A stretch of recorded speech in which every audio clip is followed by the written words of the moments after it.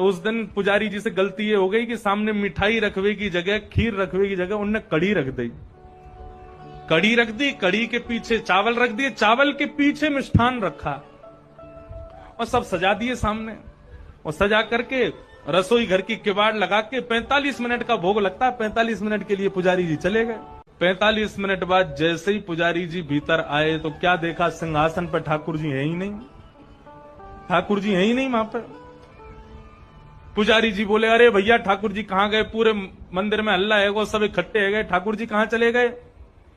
कोई ने कही, बोले छोटे से ठाकुर जी हैं, है सके इनमें कढ़ाई में गिर गए हो, छानो। तो सिंहासन के आगे वाली जो कड़ी की कढ़ाई ही कही जैसे ही छानी, तो जैसी छानी तो वहां में ठाकुर जी निकल आए।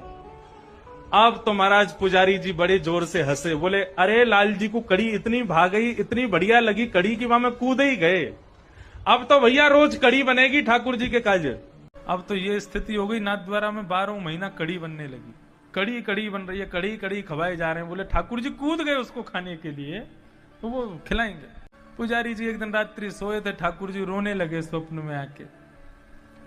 पुजारी उठ गए, जय जय मुझसे कोई अपराध हो गया, आप रुदन क्यों कर रहे हो? बोले हमारो इतने दिना पहले आपने भोग लगायो? बोले हाँ। भोग में मिष्ठान मोसों दूर कर दियो, आगे कड़ी पधरा दई?